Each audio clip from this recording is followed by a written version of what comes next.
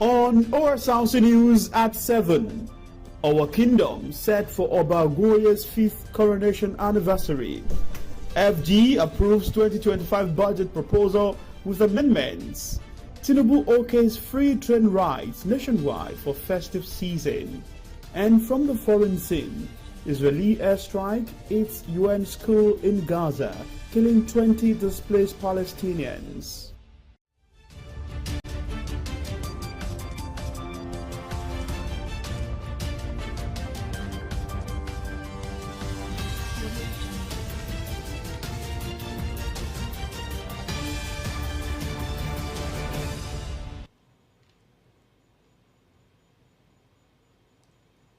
Hello and thanks for joining us on the news tonight.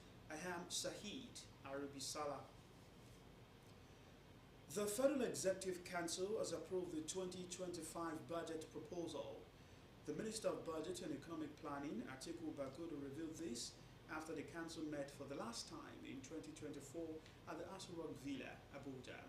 He stated that the Federal Executive Council approved the budget proposals for 2025 with amendments which the President directed following a presentation to the Federal Executive Council led by the Director General of the Budget Office, Tanemo Yakubu. President Bola Tinubu has approved free train rides nationwide from December 20, 2024 to January 5, 2025. The Minister of Information and National Orientation, Mohammed Idris, said the approval is part of measures to ease transportation and its cost during the Christmas and New Year celebrations. Members of the Owo Traditional Council and Planning Committee have announced programs marking the 5th coronation anniversary of Oba Ajibade Ogunwoye, the Olowo of our kingdom. At a press conference in Owo, the Chairman, Anniversary Planning Committee, Dr. Bode Ayanride, said the event is set to celebrate 5 years of impactful leadership and notable progress in the ancient town. Blessing Obi provides us with more details. As part of activities commemorating the 5th coronation anniversary of the Olowo of Owo, Oba Ajibade Ogunwoye, a press conference was held at the Olowo's Palace. In attendance were members of the Owo Traditional Council and Planning Committee. Chairman of the Anniversary Planning Committee, Dr. Bode Ayanride, said the anniversary is dedicated to honor the rich history of our kingdom. As we gather today and continuously this week, it is not only to celebrate the rich heritage of our kingdom, but also to unite as a community to achieve a transformative goal. The chairman reflected on the reign of the traditional ruler, highlighting significant achievements under his leadership. We are privileged to have as our leader and custodian of our culture His Imperial Majesty Oba Ajibade Ogunwoye III, who ascended the throne in 2019. His Majesty is a man of impeccable character, a visionary leader, a unifier who has committed himself to the progress and prosperity of our kingdom. Since assuming the revered position of Olowo, he has worked relentlessly and tirelessly to preserve our traditions while championing modernization and development. Under his reign, our kingdom and our land has witnessed peace, significant progress in infrastructure, cultural preservation, and economic empowerment. Ayanride highlighted activities lined up for the anniversary. After the week activities, on Saturday, a luncheon holds as the climax of the 5th anniversary at Midas Hotel, the biggest hotel in Ondo State, beginning from 2 p.m. It promises to be a gathering of who in our land and beyond. Kabiyesi will address his people on the need for unity of purpose, peace in the land, and 3 major developmental strides to mark the 5th anniversary of his ascension to the throne. There will be a fundraising targeted to raise 1 billion naira to execute 3 projects. This conference is therefore a clarion call to all sons and daughters of Owo, as well as friends of the kingdom, to contribute to the enhancement of shared heritage. The chairman encouraged residents to actively participate in the event, noting that it is a moment to reflect on the kingdom's rich cultural heritage. We extend a warm invitation to all our indigenes, friends and well-wishers to be part of these celebrations. Each event has been carefully curated to reflect our rich cultural heritage and the strides made under His Majesty's reign. The anniversary, which will have in attendance the Ooni of Ife, Olu of Warri, and other traditional rulers, will commence on Tuesday, 17th December 2024 and end on Sunday, 22nd December 2024. Blessing Obi, Osrc News. Obafemi Awolowo University Ile-Ife has honored renowned Ondo-born professor Anthony Adegbulugbe with an award of honorary degree of Doctor of Science in Energy, Planning and Management, honoris causa. The institution inked the honor on the impactful contributions and philanthropic gestures of the energy experts on the citadel of learning and society. Professor Adegbulugbe was honored alongside Nigeria's First Lady Oluremi Tinubu at the 48th convocation ceremony of the institution.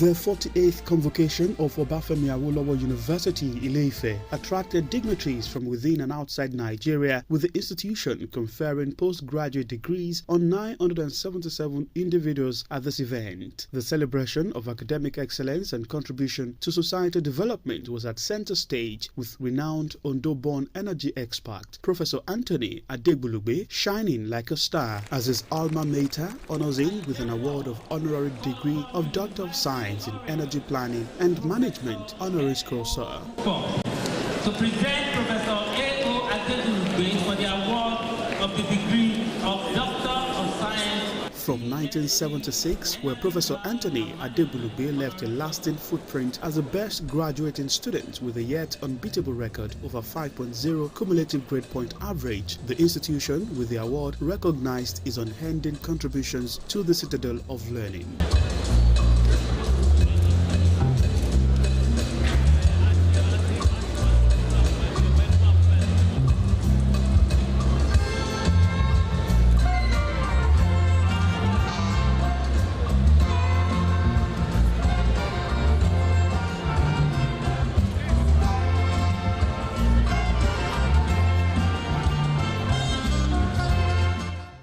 Other eminent Nigerians, including the First Lady, Senator Oluremi Tinubu, shared the podium with Professor Anthony Adegbulugbe, as she also received an award of Honorary Doctor of Public Administration. This is very, very significant for anybody to be honored where you studied, where I taught, where I had almost all my children. This is home for me. So it's like the feeling I have is like a prophet being honored in his hometown. And that's very, very significant. So I'm very excited, frankly. Adegbulugbe, who is the founder of Green Energy International Limited, was accompanied by family, friends and associates from far and near, who reflected on his journey and impact on others. The entrepreneur, a retired university don, who is contributing to the economic life of Nigeria in a very big way. Professor Anthony Olusegun Adegbulugbe, does everything to the best of his ability and top form, top quality. As an academic, he excelled everywhere. The latest award for Professor Adegbulugbe was further celebrated at a reception which had in attendance a cross-section of well-wishers, business partners and individuals who have been impacted by the philanthropist. It's very significant because it shows it's being recognized, not only his alma mater, but all over the country. After leaving Ife, he has continued to, care about Ife and contribute to Ife. So it is well-deserved honor for him. And, when you look at Segun, many more will still come, because he's such a wonderful person. He is someone that meets challenges up front and deals with them. And God is with him. What you can just say is that Ife itself is proud that they are giving honor to their best. Professor Anthony Adegbulube's career has witnessed contributions within the academic community and the corporate world, while his service to Nigeria has at different times placed on him the responsibility of leading teams of energy experts and delegations outside Nigeria. From Ile-Ife, Osun State, Sahid Aribisala, Osrc News. We're due to take a break on the news at 7. We'll be back with more stories. Stay with us.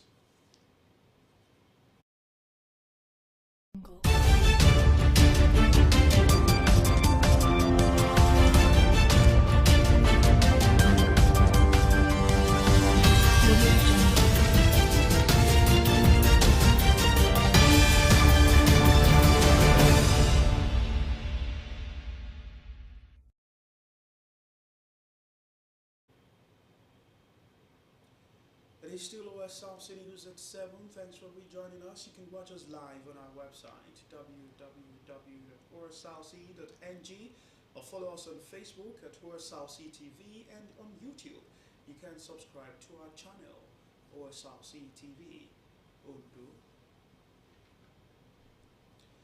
The publisher of Ile-Oluji Times, Ademola Akimbola, has launched the 5th edition of Who's Who in Ile-Oluji. During the launch, Akimbola reviewed that the book is designed to celebrate the achievements and influence of prominent figures in the ancient town. Blessing Obe reports that the event held at Ile-Oluji was attended by friends, prominent individuals, and royal dignitaries.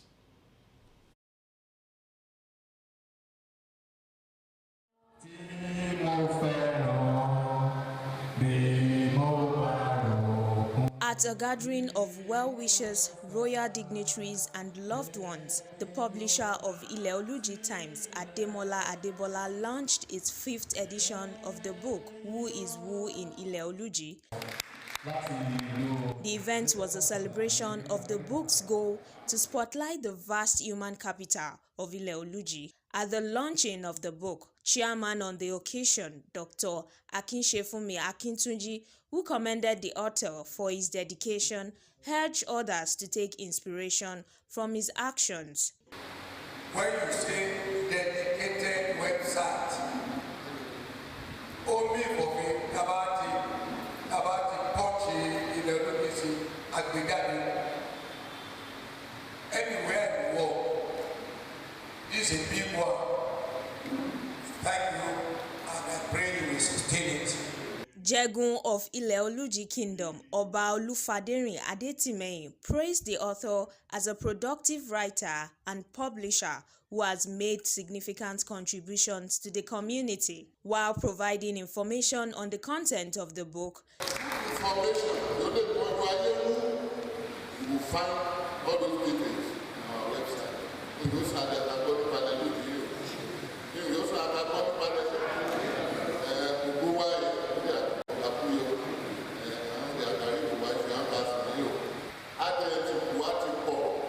but it's more of a challenge to the up and coming. If I see because it's on the exhibit now, or they know about that, you some more. Look at The author, Ademola Akimbola, encouraged young people to obtain a copy. It's always a thing of joy for me to do something for my community. And what we've done today is another step forward in terms of projecting the image of this community.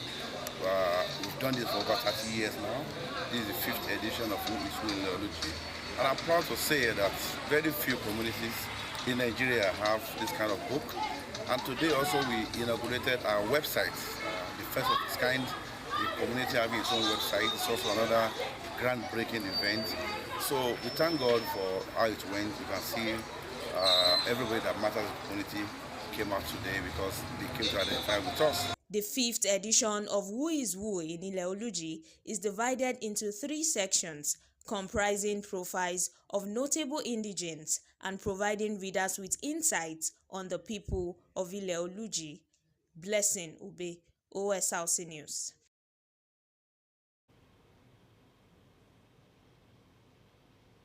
Meanwhile, the Federal Executive Council has approved the renaming of the University of Abuja as Yakubu Gowon University. The Minister of Information and National Orientation, Mohammed Idris, revealed this to State House correspondents after the Council held its last meeting for 2024 at the Osrc Villa, Abuja. He said the University of Abuja will now be called Yakubu Gowon University. Idris also revealed that the Council will proceed on a recess from December 18, 2024 to January 6, 2025.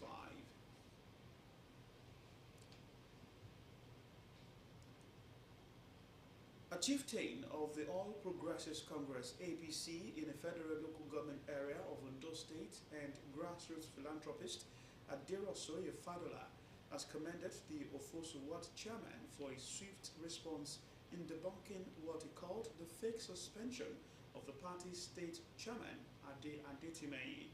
The party leader stated that the response by the chairman is a confirmation that the people behind the purported suspension are not relevant in the party. Fadola called on security agencies to arrest and prosecute those responsible for sponsoring acts capable of disrupting the peaceful atmosphere of Ondo State under the leadership of Governor Lucky Aiyedatiwa. Aderosoye also condemned the placement of fetish objects at the party secretariat, calling it a desperate move against democratic principles in Nigeria. Ondo State Police Command has refuted an online report claiming that one of the police stations in the state was overrun by commercial motorcyclists. The State Police Public Relations Officer, Fumilayo Odulami, in a statement, described the publication as misleading, capable of creating unnecessary panic among the public. Odulami said that the incidents on December 3rd this year was that of a young man involved in a fatal road accident along Ekpin Road, while police officers from Oka Division came to rescue the situation. The command expressed disappointment over some online platform not fact-checking the report, saying the fabricated story was capable of creating unnecessary tension in the state. She said the command is committed to ensuring the safety and security of all residents in the state and promised a peaceful and itch-free festive season. Operatives of the Nigeria Security and Civil Defense Corps (NSCDC) have busted a resident in Port Harcourt where oil thieves refined their stolen petroleum products. NSCDC operatives discovered the residence within Elelewo community in Obiapo local government area of River State. The state commandant of NSCDC, Joachim Okafor, led a team of officers to the premises where the illegal activities take place. Okafor said the activities of the illegal crude oil business in the area were causing serious environmental hazards and health issues for the people of the area. He further appealed to the people of the state to always give useful information to the command about where illegal refining of crude oil was taking place. To Benue State, where the Benue State Police Command has confirmed the rescue of 11 individuals following a tragic boat mishap on River Benue, which claimed 20 lives in a Agatu local government area of the state. The incident occurred on Saturday night when a wooden canoe carrying traders across the river to Odenye in Nasarawa State capsized after colliding with a tree midway through the journey. The victims, who had just finished trading at the Ochonoya market in Agatu local government area, set off around 8 p.m. with sources indicating that the canoe was overloaded, and despite the late hour, passengers ignored pleas to disembark as they were eager to return home. Police Public Relations Officer Superintendent Catherine Anene confirmed the tragedy, stating that 20 bodies had been recovered from the river. She also noted that rescue operations are still ongoing, with 11 people having been rescued alive. outside Nigeria now, several hundreds of people, maybe even thousands, may have been killed by Cyclone Chido in the French archipelago of Mayotte in the Indian Ocean, and that's according to a senior local official. The powerful storm, which struck the islands with devastating force, has left widespread destruction, making it difficult for rescue teams to assess the hardest hit areas. There's more in this report. Video released on Sunday by the French gendarmerie showed the wreckage of hundreds of makeshift houses after the most powerful cyclone in nearly a century struck the archipelago of Mayotte in the Indian Ocean. A top local official told a local outlet that several hundred, maybe even thousands, may have been killed by Cyclone Chido. Asked about the death toll of several hundred, the French Interior Ministry said it will be difficult to account for all victims, and said a figure could not be determined at this stage. Cyclone Chido swept through Mayotte overnight, according to the French Meteorological Administration. The forecaster said the storm brought winds of more than 124 miles per hour and damaged makeshift housing, government buildings, and a hospital. Adding, it was the strongest storm in more than 90 years to hit the islands. Mayotte Islands have been the focal point for illegal immigration from nearby Comoros. In recent decades, thousands have attempted to cross from Comoros on the east coast of Africa to Mayotte, which has a higher standard of living and access to the French welfare system. According to the French Interior Ministry, over 100,000 undocumented migrants live in Mayotte. Some 77% of the people in Mayotte live below the French poverty line. The cyclone went on to hit northern Mozambique on Sunday. Sahira Ribisala, Osrc News. An exclusive footage obtained by Al Jazeera has showed large crowds of former Syrian regime soldiers gathering outside the Hama police headquarters to begin the process of settling their legal and military status. The assembly marks a significant development as the government works to reintegrate former soldiers into the national military framework following years of conflict. Blessing Obi has details. Former soldiers of Bashar al-Assad's army searched for answers a week after his regime was toppled. A video shows hundreds of men gathering outside the Hamas police headquarters, seeking information about what's next for them. The Free Syrian Army have set us free. I was a soldier and defected. Now I have registered at the Adjustment Bureau as a step to restore our normal way of life. All those ex-military men outside and willing to return, they are welcomed. There is nothing at all, nothing but safety and security. Many of them had already surrendered after the new Syrian administration announced its plan to help reintegrate soldiers from Assad's army. It's now issuing temporary identification cards to those seeking clarification on their status. The new administration has said that any person who has not committed a war crime is welcome to rejoin society, but those accused of committing torture will be prosecuted and brought to justice. What HDS will be trying to do is to try and accommodate former regime members who don't have blood on their hands, whilst at the same time making sure that they can put loyalists in there, people whom they can trust. So it's a delicate balance. After opposition fighters captured Damascus in a lightning offensive, thousands of former Syrian army soldiers crossed into neighboring Iraq, surrendering and giving up their weapons. But many still remain in the country, looking to the new administration for answers on what role they will play in the new Syria. Blessing Obi, Osrc News. Israeli forces have bombed another United Nations-run school in southern Gaza, killing at least 20 displaced Palestinians sheltering in the building. The school, a 3-story building, is located next to the Nasser Medical Complex. Meanwhile, in northern Gaza's Beit Hanun, where Israeli forces stormed and besieged the El Khalil Oweda school, the death toll has risen from 15 to 43. And in sports, FC Barcelona has confirmed that first-team player Lamine Yamal has suffered an injury to his right ankle during Sunday's match against City Leganes. In a statement released by the club, Barcelona revealed the 16-year-old winger underwent medical tests and confirmed a grade 1 injury to a ligament in his right ankle. The club added that Yamal is expected to be out of action for approximately 3 to 4 weeks as he recovers. Yamal's absence will be a significant blow for Barcelona as the young talent has been a standout performer this season. The injury comes at a crucial time with several key fixtures on the horizon for the Catalan Giants.